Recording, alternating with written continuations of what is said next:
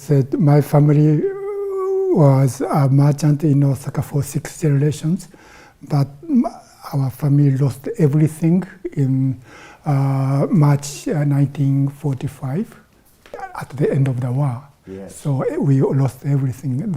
Everything was burned.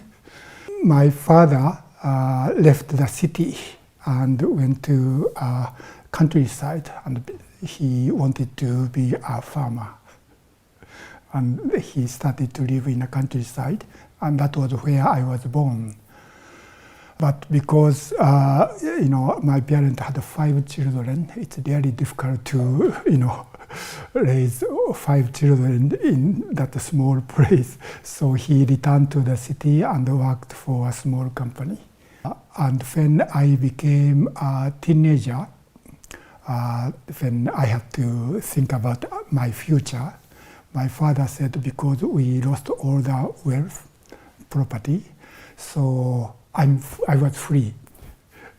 In Japan, I was the oldest son. In Japan, in Japanese culture, traditional culture, oldest son had a responsibility to take care of family wealth and business, and take care of the parents when they become aged. But he said, my father said, I was free because I have nothing to take care of. I had to think about what I should do. And at that time, that was middle of 60s. There are so many problems within Japan and in this world. And in Japan, after World War II, Japanese people worked so hard to restore prosperity after the war. They worked so hard to make money, and I didn't like that. In the 60s, Japan become rich country, and they started to build Shinkansen, the bullet train line, and highways between Tokyo and Osaka. I lived in the city in Osaka. And before that, when I was a child, I could swim in the river, I could, play in the rice field and woods. But swimming in the river was prohibited before I became a teenager because of that pollution. So that, to me, that kind of so-called progress or development is a destruction. So I didn't like that. And also because of that economy, the Japanese school system was very competitive. So I was always asked from my parents and teachers to study hard, to go to a good school. And I didn't like competition.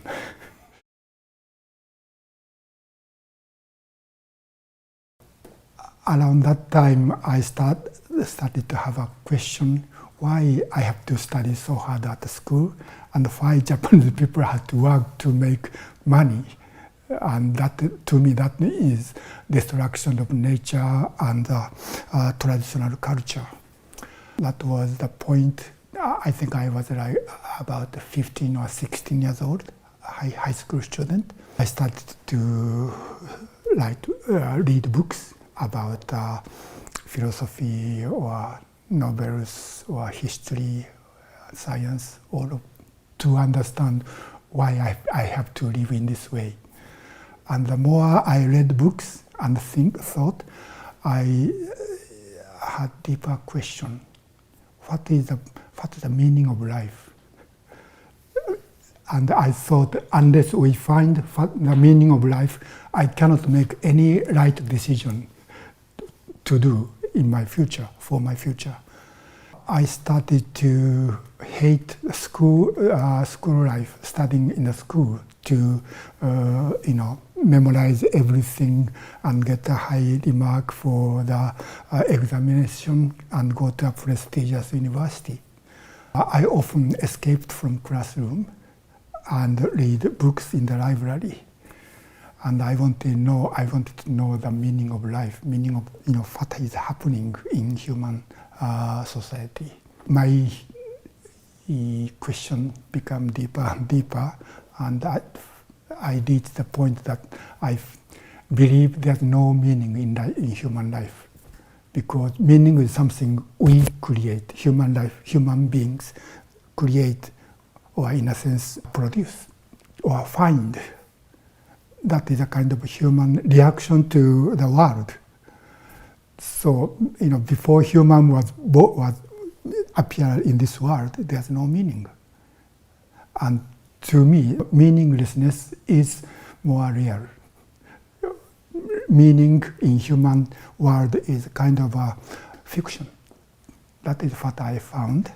And I wanted to live being free from that kind of fictitious, human culture or civilization. Around the same time, a friend of mine, one of my classmates, had someone who practiced Zen in his family. And he stayed at a Zen temple in Kyoto. At that temple, Sawaki Kodo Roshi and Uchiyama Roshi lived and practiced with lay people. And that was 1965. In that year, my teacher, Uchiyama Kosho Roshi, published his first book. And when my friend came back from that temple, he allowed me to read that book. That was the first time I encountered Buddhist teaching, Buddhist or Zen teaching, and also my teacher's way of life. And when I read the book, somehow I wanted to become his disciple. That means I wanted to live like him. I was 17. 17. Mm-hmm. He described his journey of searching the meaning. So when he was a teenager, he had the same question I had. And he studied Western philosophy at university, undergraduate and graduate school, to find what is the truth or meaning of life. And finally he found what he was looking for in Zen practice, Zen teaching. And after that, he continued to practice and share what he found with younger generations. When I read spiritual books, I knew there are such, spiritual teachers in the human history, so many of them. But he was the first actual person who lived in that way. I think that was why I wanted to live like him.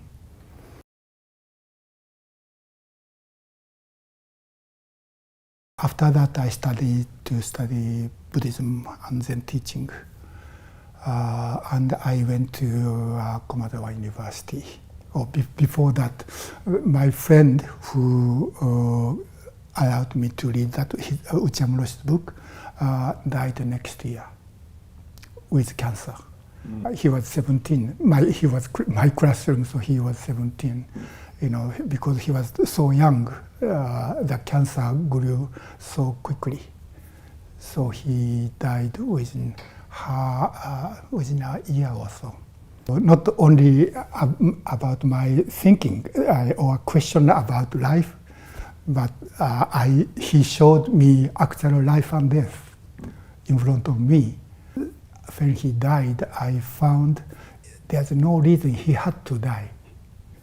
Of course, there was cause he had to die, the cancer, but I didn't think there was no reason he had to die, and I didn't need to die. That means this may happen any time to me, and I couldn't complain. From his death, I studied that, our life may end any time, so I had no time to waste.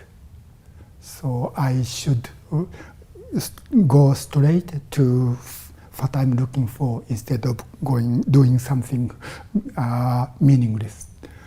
That's why I wanted to study Buddhism. So I went to Komadawa University. That was a Soto Zen Buddhist University. And Sawaki Roshi, my teacher's teacher, was a professor at the university for many years.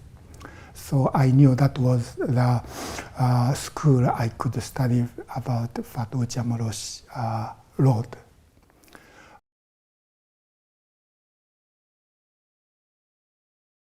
So I started to study Buddhism. I like studying Buddhism, but when I became a third grade of the university, I found that now I have to make a decision to become a Buddhist scholar or to be a monk or practitioner. And at that time, I felt, to study Buddhism through studying text and language. To be a Buddhist scholar, we have to study many languages, such as Sanskrit, Pali, Tibetan, Chinese, and we had to study 2 European languages. So my professor said, don't study Dogen, but first study language, then study the text. And I felt in order to study, and he also said, in order to become a real Buddhist scholar, I had to study, read books 10 hours a day for 10 years. And that was the starting point, not the goal. So I had to make a decision whether I want to go that way or directly practice. And I felt studying Buddhism through text is like or reading recipes with just cooking and tasting. just read and compare which recipe is better than others. But I wanted to learn how to cook and taste, and if it's possible, to share the taste to other people. I felt, to become a Buddhist scholar is not my way to go. I was 21. I asked Uchiyama Roshi to be ordained, and he accepted. So I was ordained when I was 22, December 8th, 1970. But my father and my sister attended the ceremony, even though they are not happy about my becoming a Buddhist monk. That was how I started to walk this path.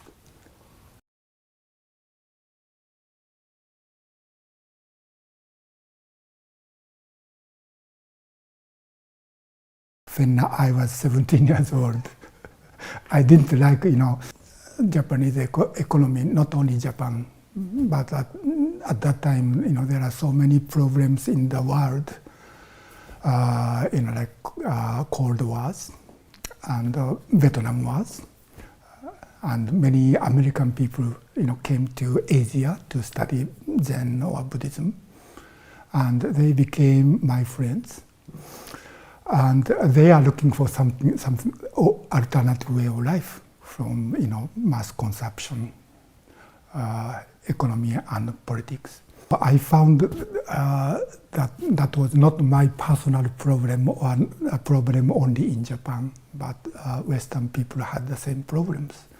Most kind of attractive point of my teachers or Saki Roshi and Uchiyama Roshi's way of life is they don't care at all about money or economy, but for them to practice in poverty is important. Not only him, but in Buddhist tradition from Shakyamuni, poverty is a virtue.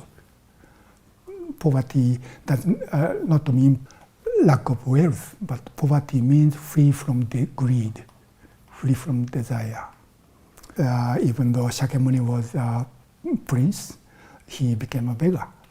He gave up everything, and he walked on the street and shared what he awakened to with people in poverty.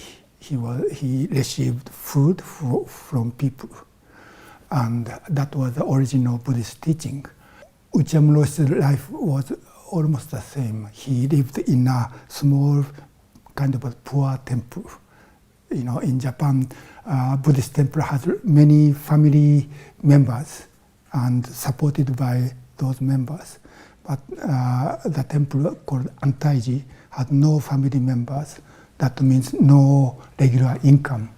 So Uchamroshi had to support his practice by begging.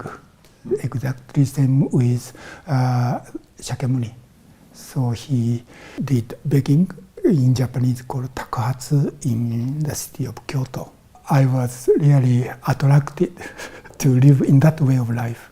So when I became a monk and started practice at Antaiji, our practice was completely supported by begging. We didn't charge anything to the people who come to practice with us. That way of life, without thinking about income and possession, was really something attracted, me. During 5 years at Antaiji, I practiced in that way. So we had almost no personal possession at all.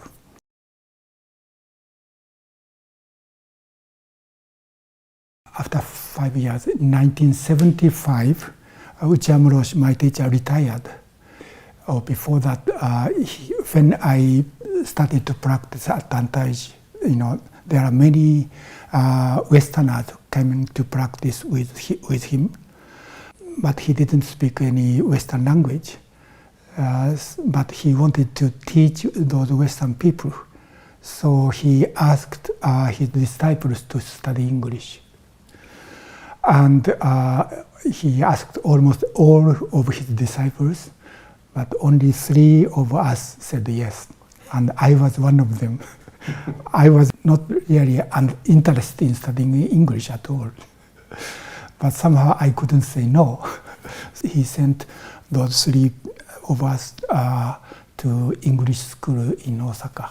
So I started to study English. So when Uchamroshi retired from Antaiji, he asked those 3 people to come to this country. And we bought a small piece of land in western Massachusetts. And we had nothing. We just cut the trees and built a small house, and we started to practice there. When I went there, none of us had even a driver's license. And also, we didn't have any financial support from Japan or from this country. So we had to support our life. Of course, we couldn't do begging. So we did have several odd jobs to support our life. 3 Japanese monks lived in the woods in the western Massachusetts, and we cut the trees and dig stumps and made green vegetable gardens and supported our life by doing odd jobs like picking blueberries or working for a potato farm for harvesting, or there was a tofu factory there. So we had a part-time job. We only worked few times days a week. We lived in a very poor life. I think our income, all 3 of us, was about $500 a month. That's how we lived. And we continued to practice and Zazen and working on the land to make it a livable place. I spent life in that way until I became 30. That was my alternative way of life. I wanted to escape from the busy, noisy money-making machine. To me, Japanese society was one huge money-making machine, and school was a factory to produce the parts of that machine, and I escaped. And so I was really happy to live at Anchorage and live in Massachusetts in that way. So I lived in that way for about 10 years.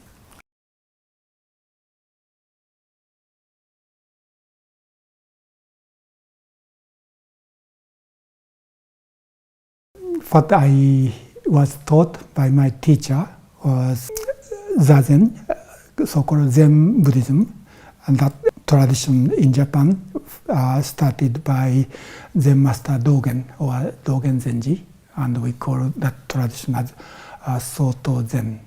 And the main point of Dogen's teaching was just sitting. We usually think this meditation practice is to attain some kind of enlightenment or awakening, but Dogen said we should just sit without any expectation, even enlightenment. Because we practice in order to get enlightenment, then that is desire. Desire or egocentric desire is still working there in search of truth. So from the very beginning, we just, in Dogen's expression, throw ourselves into the way without expecting any reward. That is what is called just sitting, or shikantaza in Dogen's teaching. My teacher's teacher, Sawaki Kodo Roshi, said, Zazen, this sitting meditation is good for nothing. I always said, this is good for nothing.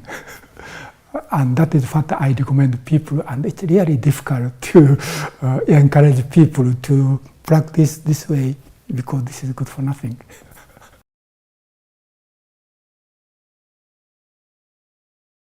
Zazen without expectation or without gaining mind, or Zazen good for nothing, is a kind of a koan. Because even when we started to practice, we have some expectation. I think almost always because we have some problem or some difficulty or some question, we start to practice. And so without expectation, at least to find some answer to question or exit from the problem I'm facing. So without expectation or goal, we cannot start to practice. Here is a kind of a conflict. We usually call this a way-seeking mind. And without this way-seeking mind, or in Buddhist term, bodhicitta, the mind which seeks awakening or discover the truth, we cannot start to practice. But the teaching is you should not even expect the answer. So here is a conflict. When we continue to practice, this becomes really a serious question. And sometimes we have to face the dead end. That in my case, I reached that dead end after about 10 years after I became a monk. That means, I knew, Zazen is good for nothing. And I felt I was very fortunate to that teaching. That's why I started to practice in that style. So I thought I understood and I like it. Therefore, I devote my entire body and mind and time to this practice.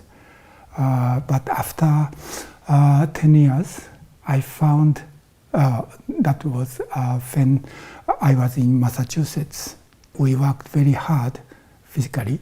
So when I became 30, my body was half broken. In my 20s, that was okay. But shortly after I became 30, my body was half broken. So, and I didn't have, income to have a treatment. So I had to return to Japan. So I couldn't practice in the way I did for 10 years. And I had a problem. I questioned, why is it a problem if Zazen is good for nothing? And I looked inside of me, and I found that, my understanding of Zazen is good for nothing is only understanding. But deep in my heart, I think, to practice good for nothing Zazen is the most authentic practice in Buddhist tradition. That's why I'm okay. That's why my life is meaningful. I really found in deep my mind, I had expectation, and I felt my expectation was filled because of good for nothing Zazen. And I had a problem when I went back to Japan. I couldn't do that anymore. And that is one thing that means Zazen is good for nothing is only my intellectual understanding. So I devoted my entire body and mind based on my thinking. It's not really good for nothing. That is one thing I found.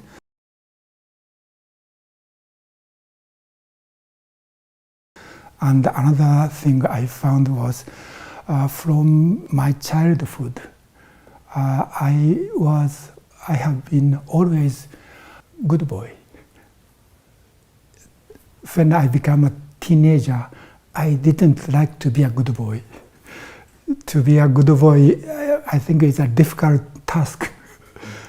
To be a good boy means I try to understand what the people around me expect from me, and I try to do the way they expect from me.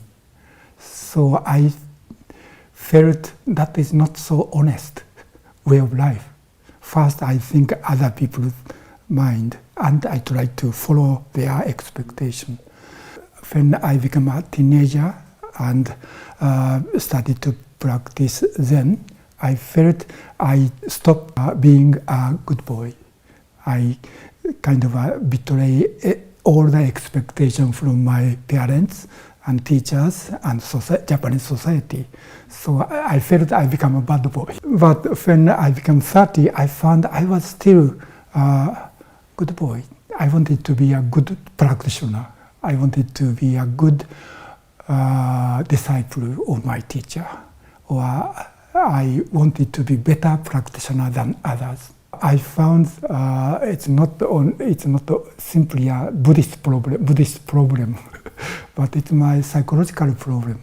That means when my body was broken and I couldn't practice, when I did in my 20s, so I couldn't be a good boy of my parents, and I couldn't be a good boy as a Buddhist priest.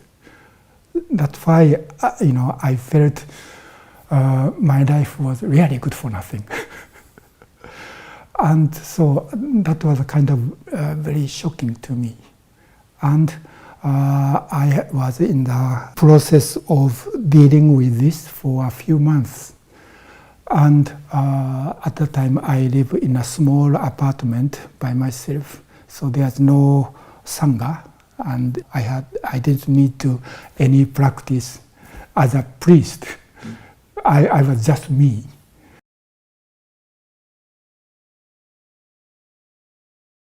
One day I found myself sitting alone, not as a practitioner within the Sangha, or not as a Buddhist priest, in a kind of a social occupation.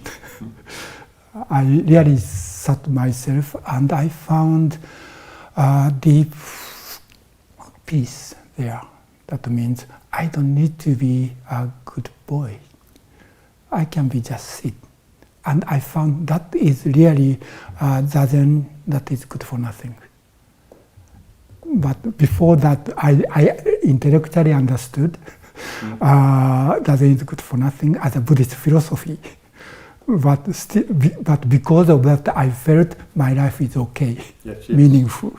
When I couldn't continue in that way, I felt my life is not valuable.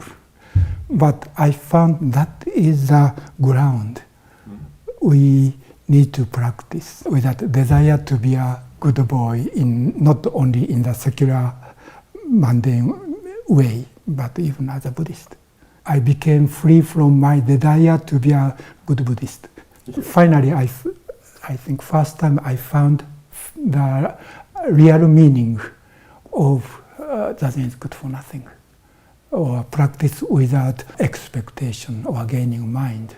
So just be there with this body and mind. I was born in Japan and grown up and educated in Japan. And because my teacher asked me to come to America, I moved to America and have been practicing with American people for many years. Somehow, this practice is really good for nothing. Still, some people, it's strange, some people come to practice with me, this good for nothing thing. I really appreciate those people who are interested in good for nothing thing. So I really wanted to express my appreciation and gratitude that all the support and participation from all people, not only in this country, United States, but people come from Europe or South America and other people, other places. So I'd like to say thank you to all those people who are interested in this strange teaching and practice. As far as there are those people, this tradition continues. It took me a long time to become free from desire or expectation. So to me, that is Zazen good for nothing, or a practice without gaining mind, is a very difficult koan. Because of that, I started to study around I was 30. I started to practice without any, expectation. I felt, I don't need to be a good boy. I know, I'm still a good boy in a sense. I'm not so bad. But when I felt I behave like a good boy, I can kind of make fun of me. I'm not caught up with my desire to be a good boy, but I see that is a problem.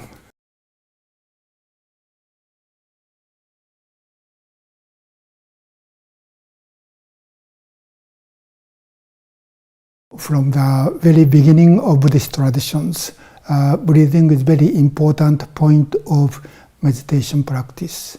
In some traditions, they count the breath, or they watch the breath. But in Dogen Zenji tradition, we don't count breath, we don't watch breath. Some people, even in Soto Zen tradition, they encourage their student. But at least in my lineage, Sakiroshi Uchiamura's lineage, we don't watch breath, we don't count breath. We breathe as naturally as possible. But still, it's important to breathe abdominally. That means we breathe through our nose as if the air goes down to the abdomen. During Zazen or meditation, we make sure, when we are breathing, the stomach is moving. This is important to have a deep breath. That means air goes in our body. My teacher said this is important. Attention is always here, but it should go down here.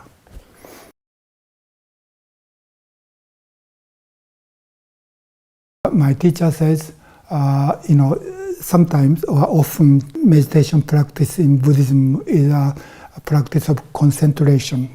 We pay attention one object to concentrate in order not to think or enter the world of thinking. But in our tradition, or just sitting, we don't even do that.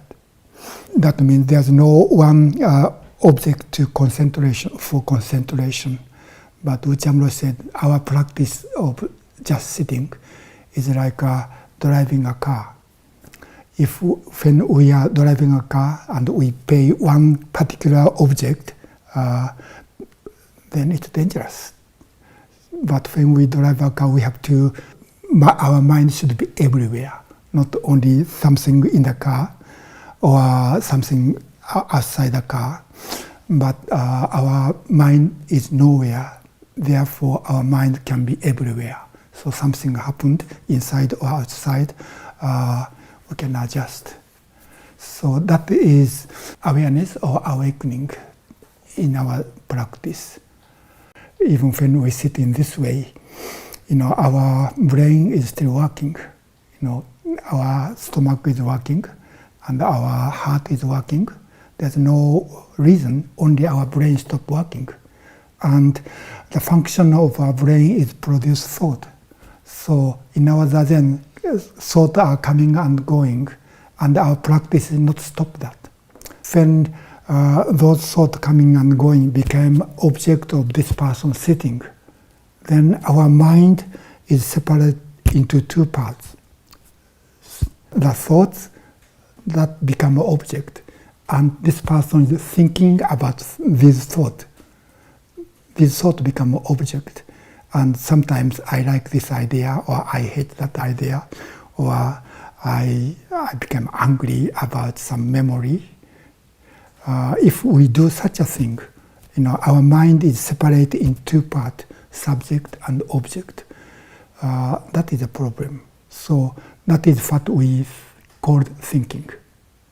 So when we find we are thinking, that means there's a separation between within our mind, subject and object. We stop that. That is what let go of thought means, or in my teacher's expression, opening the hand of thought. Thoughts are just coming and going. That is a natural function of our brain. But when we grasp it, then we are thinking. I'm thinking about this thought, whether it's right or wrong, or good or bad.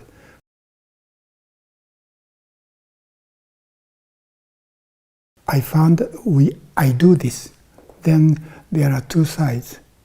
And when we found it, we open our hand and return to just sitting.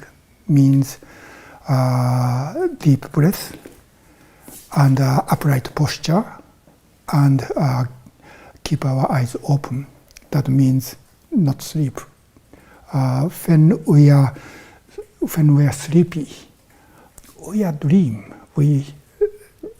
In this quiet condition, sleeping and awakening is not so clear.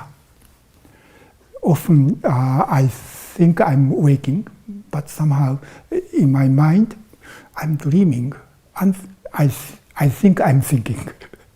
But that is very difficult condition. But whenever I found I'm sleeping or dreaming, I wake up to the soul.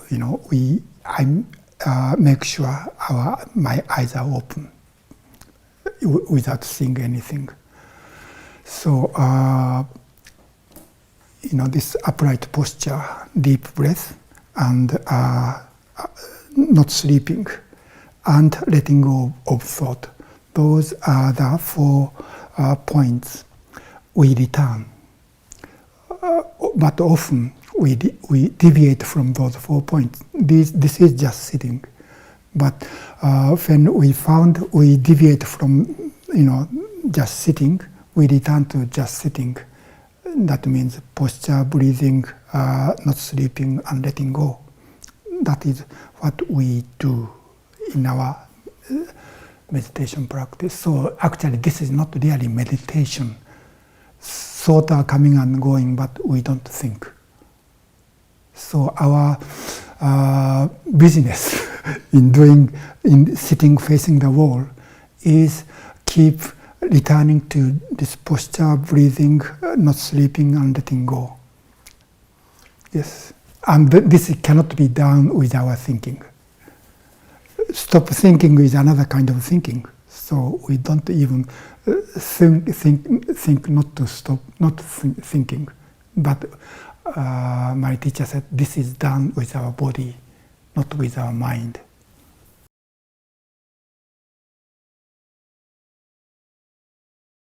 About his Zazen, Dogen, the founder of Soto Zen tradition, called dropping off body and mind.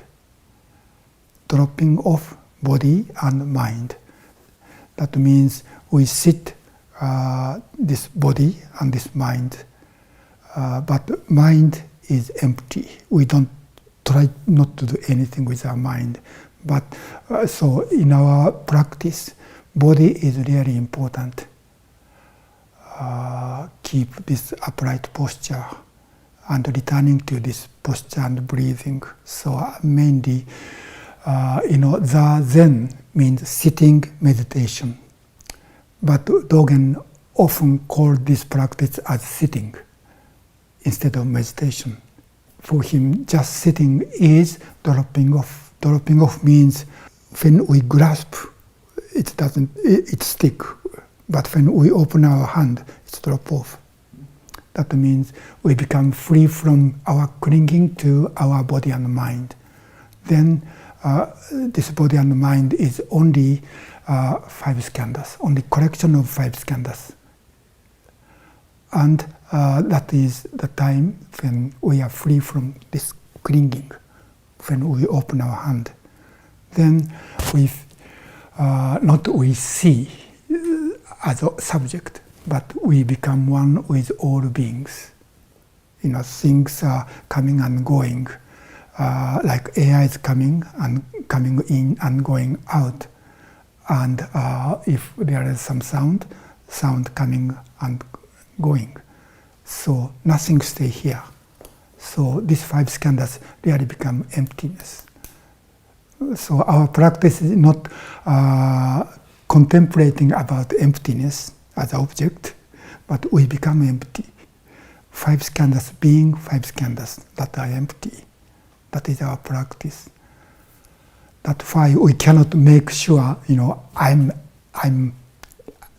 attain that condition or stage. When we evaluate what is doing, then again there's a separation between subject and object. So our practice is without any evaluation or judgment. So that is another meaning of just sitting.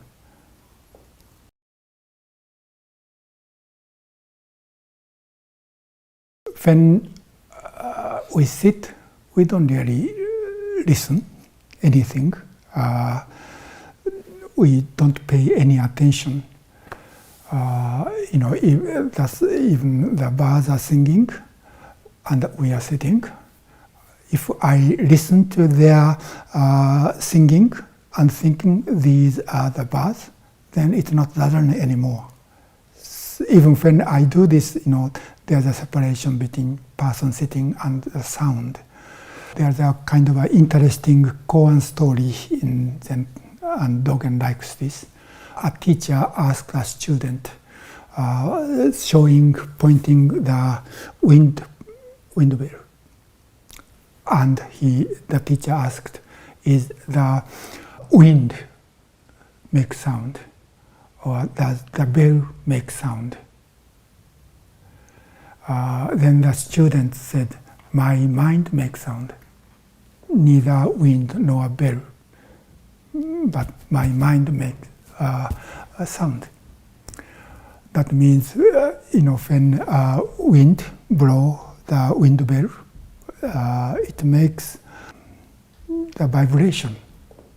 And that vibration of the air reaches to my ear, then it becomes sound. So before the vibration reaching my ear, there's no sound, right? Sound is only inside of our mind. I think that is why the student said, my mind make the sound. But Dogen said that is not true. Because, even if my mind is working, if the wind doesn't blow and the wind bell doesn't, shake, and the air doesn't vibrate, then there's no sound.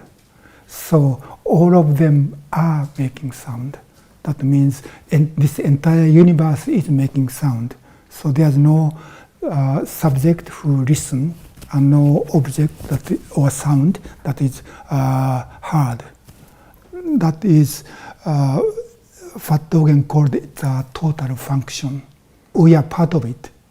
So there's no such person who is listening, no sound that come to me, but this entire world is making that sound through this person. And this person is only tiny part of it.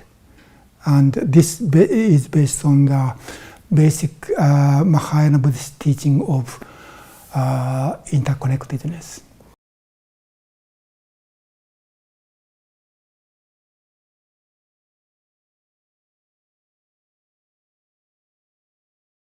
About time, when I studied Dogen's teachings, he talks about 3 kinds of time. One is, our common sense time that flows from past to the present and present to the future. And things are happening within this like a time flows, like a stream of time. And I was born at a certain time in the past, now I'm here, and at present, and sometime in the future I'm going to die. That is a common understanding of time. But Dogen said that is not only the way we can we understand the time. If we take a close look at time, we find this present moment is only actual time, because past has already gone, so it's not reality anymore, and the future has not yet come, so it's not reality yet. So only time is this present moment, and this present moment has no length. Even if there is a slightest length, then we can still cut into 2. And this part is already past, and that part is still in the future. So even though this present moment is only actual time, but it has no length. It's 0. So in this sense, time disappeared. Only just here. Even here, when I speak or think about here, still there's length. So this actual present moment cannot be the subject of our thinking. We can't feel it, But when we just be here, that means we stop thinking about the flow of the time and just being here and be one, just be here. Then we become one with the time that doesn't flow. That means from the beginningless beginning and to the endless end, this is one seamless moment. Time flows only in our thinking because of my memory about the past and my hope about the future. It seems time flows. But if we don't measure time, that means without human beings, from that moment of Big Bang until today, until now, this is one moment. There's no such segment. These segments are created by human thinking. That means fiction. So this first common sense idea of time is a fiction or created in our mind. But before human beings appeared on this planet, then There's no such, time flows. I call this eternity, time that doesn't flow.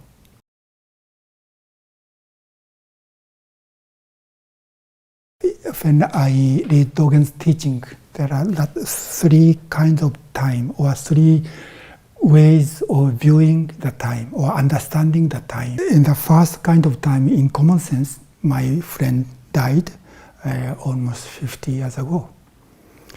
And he is existing or alive in my mind as his memory. And he is still alive. That means because of what he did to me or for me, I'm here and I'm doing this. If he didn't go to the temple and allowed me to read my teacher's book, I'm not here.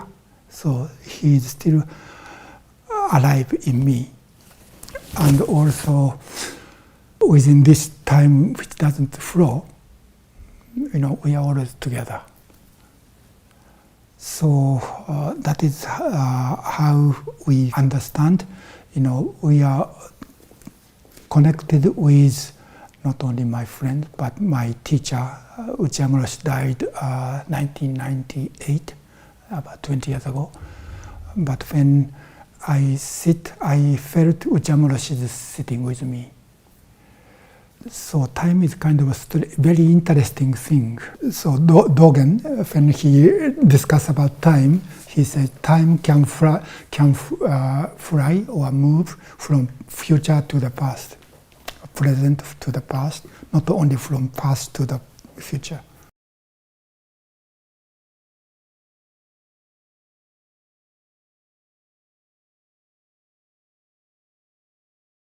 Language is a problem in Buddhism, not only in Buddhism, in all human cultures. Especially in Buddhism, when Buddha awakened to the reality or Dharma, he had hesitation to teach, because it said he thought that truth or reality he discovered was too deep and too subtle, beyond human thinking. Therefore, there's no way to communicate with other people. Even he explained, no one could understand. So he said he thought it's easier for him to just be there by himself and quietly die. But somehow, the god, Indian god Brahma, came down and asked him to teach. I think that was a very difficult time for Buddha. In order to teach, he has to translate what he experienced into language. And that it took at least several weeks for him how to teach, how to express what he discovered using language. So it was a big challenge. And this challenge for Shakyamuni still continues today. What is the Dharma as reality, and what is the expression of Dharma or explanation of Dharma using language? When we study even Buddhist sutras, we are thinking using discriminating mind, and we think using concept and logics. That is how our brain works. Otherwise, we don't understand what is said. Often, this written teaching or written expression of the reality is called a finger in Zen tradition. Finger that point the moon. So the real thing is not finger, but the moon. But often we think about the finger. So it's really a challenge for all Buddhists. How can we see the moon instead of finger?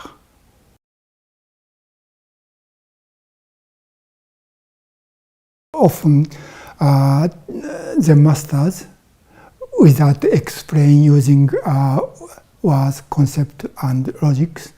Their famous teaching method is hitting, shouting, and speaking something nonsense. That is to help their student to become free from their conceptual thinking. That is one part of very important Zen teaching. But Dogen has, in a sense, very unique Zen master. For him, expressing the Dharma using language is very important. He said, when we experience something, unless it is expressed using language, you didn't really experience it. So language, expression using language is really important. That makes our understanding also clear. So Dogen and another very well-known Soto Zen monk, whose name was Ryokan, he was also famous as a poet and calligrapher. Ryokan said, finger is also a moon, or finger is a part of the moon. In Dogen's tradition, language is really important. So that's why, his writing, like a Shobo Genzo, is really difficult. He can ignore even grammar, or customary expression, habitual way of thinking, or he changed even the saying or expression appeared in the sutras or Zen master's sayings. So he, in order to use language as an expression of reality itself, his way of reading, thinking, and writing is very creative. That's why his writing was so difficult for us, because unless we understand what he experienced, what he tried to express, just reading his words doesn't make sense at all. Practice the same thing or with him. I think that means in his case, or in our case, practice Zazen and experience what he experienced. It's really important to understand his language. And when we share the same experience, we see the language is actual expression of what we experience, same as Dogen.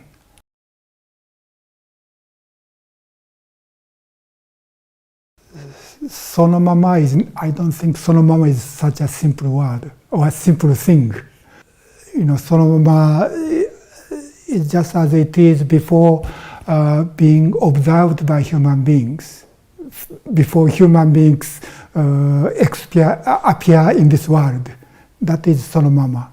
But when human beings appeared and become an observer of things happening, human beings create some thinking, and that is not sonomama. That is a copy of sonomama, copy of the reality, using our thinking.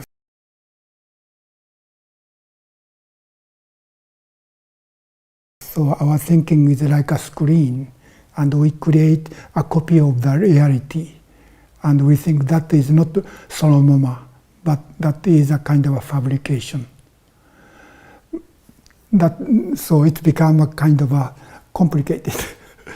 And yet, when we think of human life, having this screen, living with the ability to make the copy of reality is reality. That is our life as it is. So we cannot say if we stop creating the screen, then we become one with sonomama. Then it's another fiction. So sonomama before human beings and sonomama as a human life should be integrated. That means we as a human beings, we are living with our ability to think. That means to produce something artificial. And we need to know that production is not reality as it is. But we have to live with this ability of creating something fictitious. That is human life as it is. So it's really complicated in a sense. And so we have to see all those three aspects of sonomama. And somehow we need to go back and forth. That means we sometimes or often we negate our fiction, but we also negate about negation of the fiction.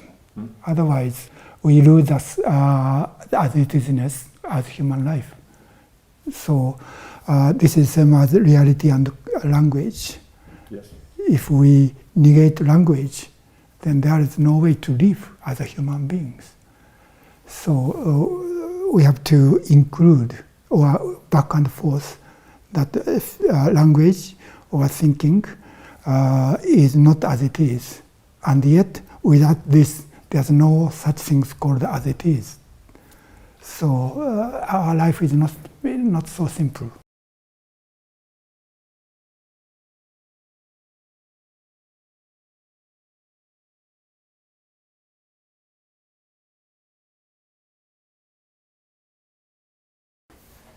Of course, as a Buddhist, Zen is a part of Mahayana Buddhism. We take refuge in Buddha, Dharma, and Sangha. Those are basically I don't know if love is a good word or not, but in a sense that is love. And Dogen says, Buddha is a good teacher, and Dharma, Buddha's teaching, is good medicine, and Sangha is good friends that help us, each other, to recover the health, mental health. Those are the three most valuable things for all Buddhists. But those, according to Dogen, those three are not really three different things. But Buddha, as Dharmakaya or Dharma body, is this entire universe, entire reality. And Dharma is how all beings are within this entire universe or entire network of interdependent origination. And all beings within that interconnectedness are Sangha. As a religion called Buddhism, Buddha, Dharma, and Sangha means Shakyamuni and his teaching and people who study what Buddha taught. According to Dogen, those are not only way to see those three treasures, but this entire universe in which we are living, and how that is Buddha, and how those things are existing, that is interconnectedness, that is Dharma, and all beings existing within this interconnectedness are Sangha. So actually this is what we love and we trust. I think very basis of Mahayana Buddhist teaching is interconnectedness, because we are, each beings are empty. That means lack of self-nature, that is independent entity. We cannot be independent entity. We can live or exist within interconnectedness. That means we are supported by all beings, not only people, but we are supported by air, water, and everything.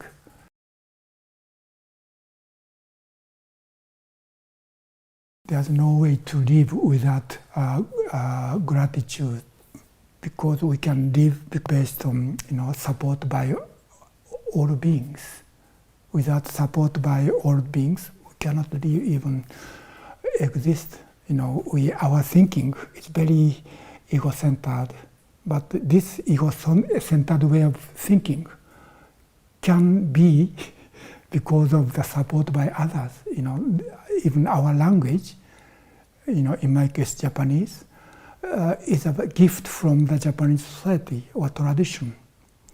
Japanese people lived in that islands, had been developing the language, and because I was born, somehow, I was given Japanese language as a gift.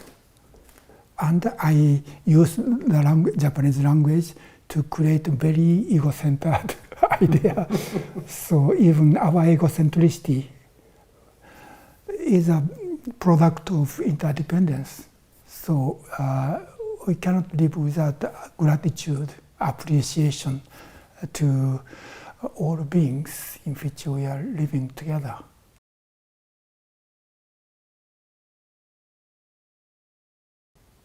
I think the basis of forgiveness is repentance. In a Bodhisattva practice in Mahayana teachings, vow and repentance should be always together. Vow, we take 4 Bodhisattva vows. Being numberless, we vow to free them. Delusions are inexhaustible, we vow to end them. Dharma gates are boundless, I vow to enter them or master them. And Buddha's way is unsurpassable, we vow to realize it. Those are 4 Bodhisattva vows. So all Mahayana Buddhists need to take those 4 vows. And yet those 4 vows are really endless vows. That means there's no time we can say, I have accomplished all those 4 vows.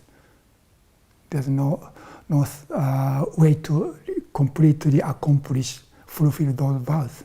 That means our practice is always incomplete, no matter how many years, how long we practiced. So the another side of practice based on our Bodhisattva vow is repentance.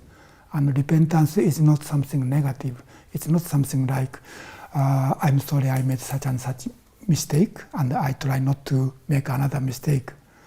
But rather, repentance is awareness of how incomplete we are.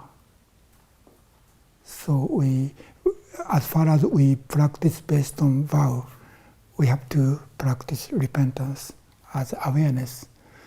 And this, because of this repentance or awareness of incompleteness, it's kind of natural if other people make mistake, and I cannot judge they are bad.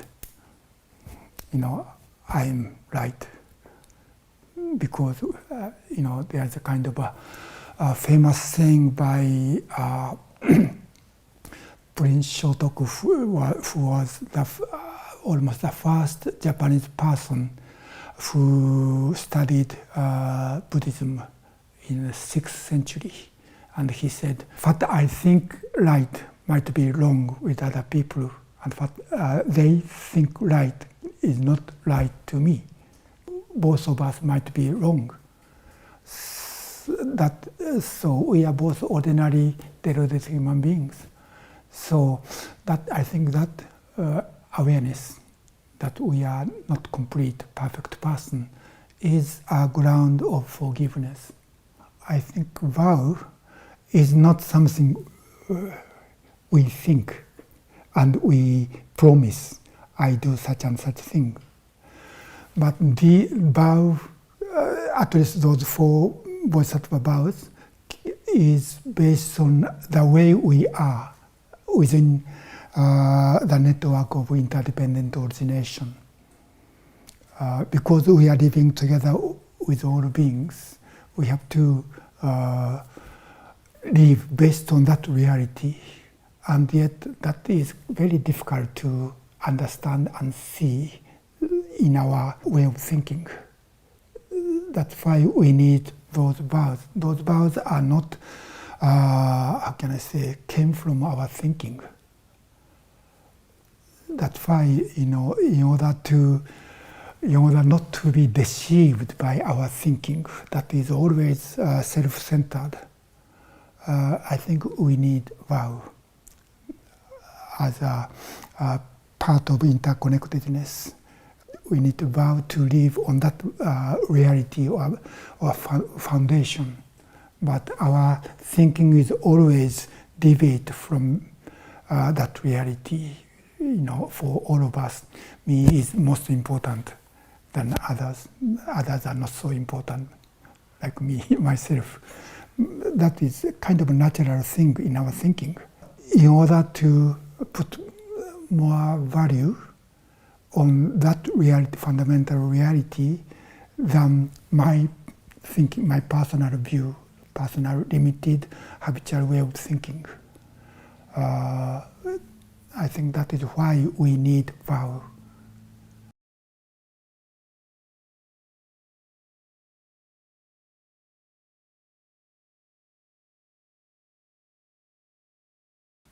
Well, religion is a kind of a tricky word. Uchamura said, I don't like religion. In a kind of a common sense, religion is something we have to believe, even though it's difficult to believe.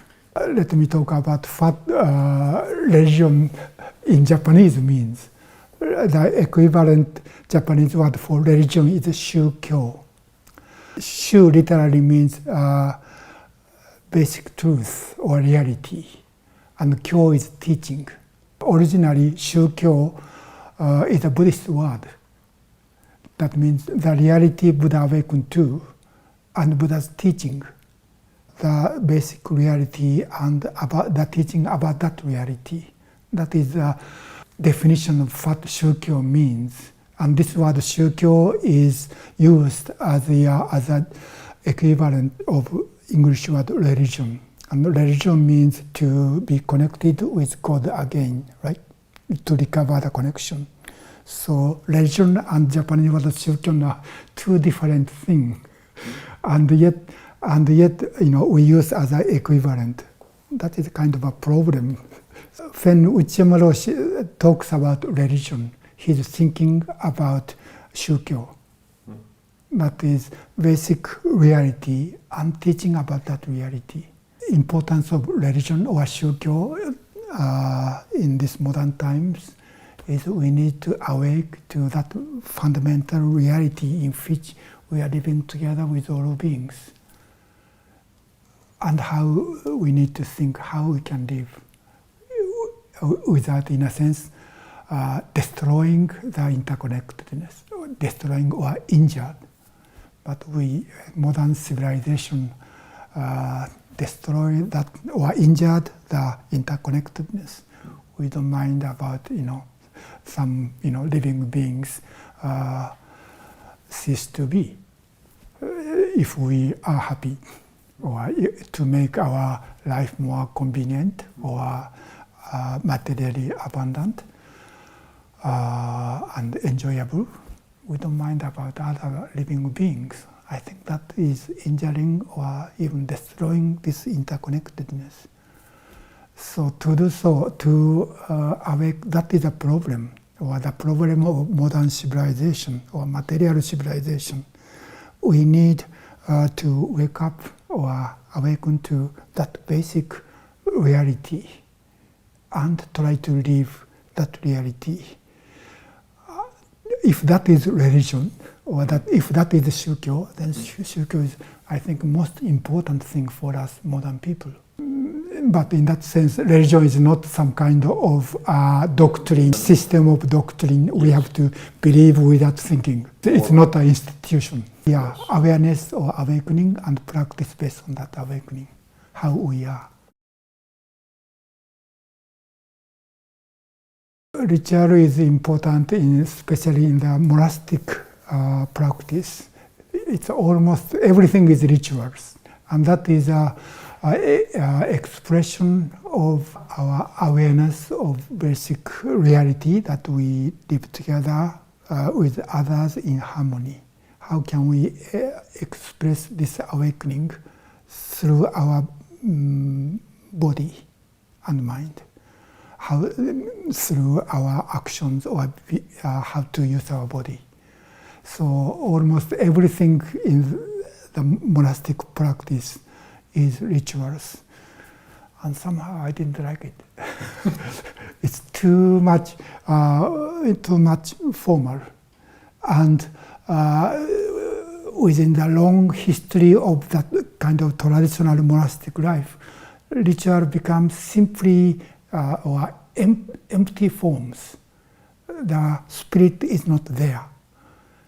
Especially the monks who live there for many years, they can do things based on that form, rituals or formalities, without thinking or without put themselves in that formality. So somehow I didn't like monastic practice. It's become really meaningless forms. But ritual is, I think, still important. When we awake to the fundamental reality, we are living together with others, and our wish to live with others in harmony, we have to show our gratitude or appreciation to others. And in a sense, not really monastic, but community life is a kind of a miniature of this network of interdependent origination. So we live together and help each other and support each other, but because we can be very egocentric, so we can injure each other or harm each other. So it's important to express our gratitude and appreciation to others. To do so, we need some expression using language or how to use our body. And some rituals, such as making prostration, or in Buddhist tradition we do gassho. This gassho and bow. This I think this gesture, I think, is the same as a Western culture as a shaking hand. That is, when we put these two palms together, we cannot hide anything. That means we cannot hide weapon. So this gesture shows I have no intention to harm you. And from this position, we cannot attack the person in front of me unless we do something, one action, then the person can escape. So this means I have no intention to attack or injure or harm you. So this is an expression of friendship and respect and intimacy with the person. And another way of making prostration is much more polite way of expression. I think that came from the way slaves or servants showed their gratitude to their Lord. That means when we make prostration, in that case we have to put our both hands, both elbows and forehead on the ground. That means we cannot attack at all. We cannot do anything. But the person in front of you, standing, can do anything. It's really vulnerable posture. But so without a perfect kind of surrender or obeisance, we cannot take this posture. And we do this in front of Buddha. That means, and we hold our hands palm up like this. That means we place Buddha's feet on our hands and that is higher than our head. Our head is the highest point of ourselves. But this posture means I put Buddha higher than myself. This is a kind of expression of I completely take refuge in Buddha and Buddha's teaching. And we do the same posture or prostration in front of our teachers. So this is a ritual, but this is the expression of respect and taking refuge. But unless we are careful, we can do this without thinking. That's just a habitual, greeting. So our mind is, or heart, in the form is really important. Form and mind or heart should be together. Otherwise, this simply just form is not so meaningful.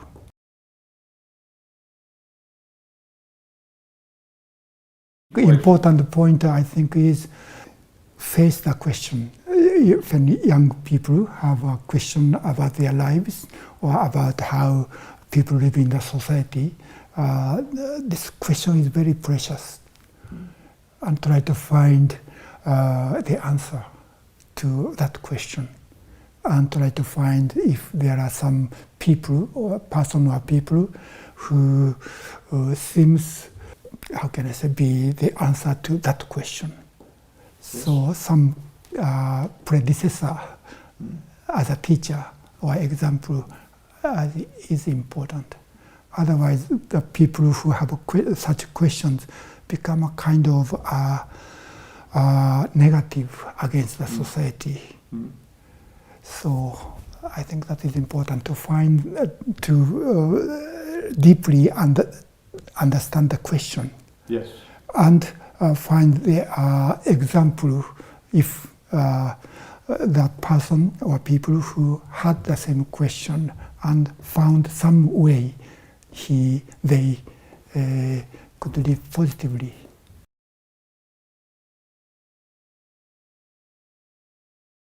About a teacher, Dogen Zenji said, without true teacher, it's better not to practice. So having a true teacher, finding a true teacher is most important thing. And to me, Uchamoroshi, my teacher, was a true teacher, and I was really fortunate from the very beginning. I found a good teacher. Dogen says it's important to have a true teacher, and I thought my Uchamoroshi was a true teacher. But Uchamoroshi said, I'm not a true teacher.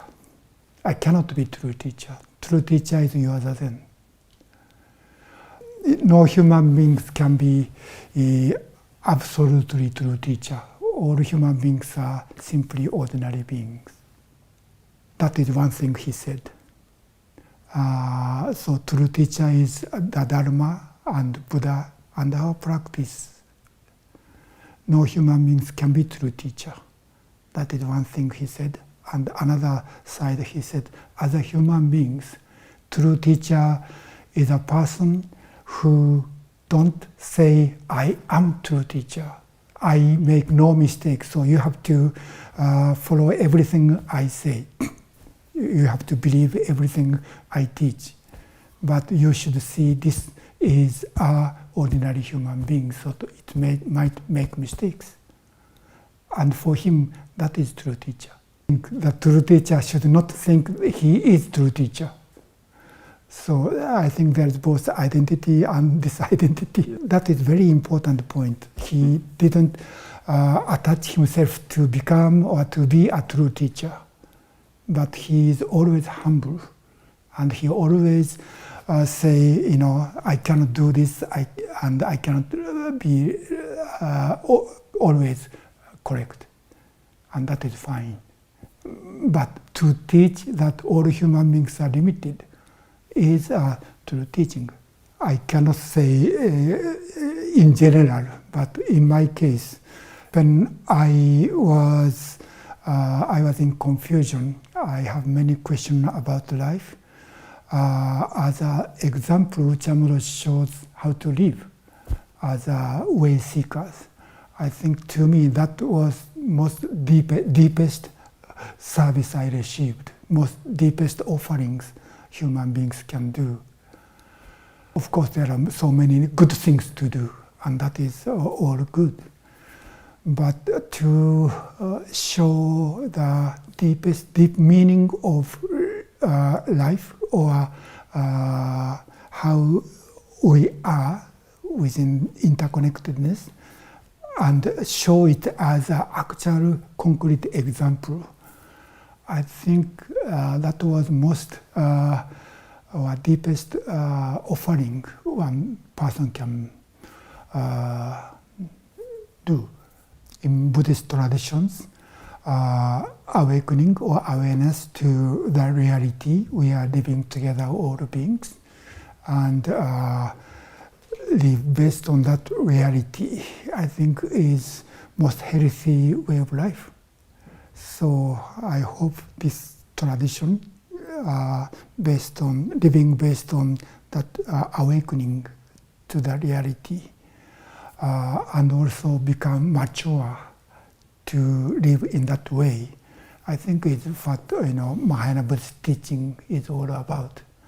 So I hope this way of life continued in the future.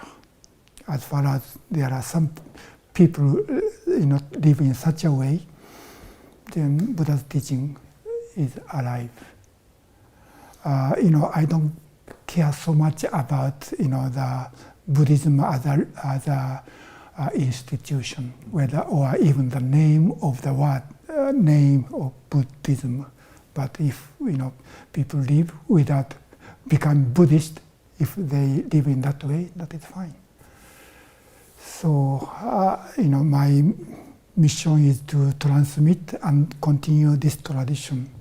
But if people in the future think they don't need such a religion called Buddhism, that is fine.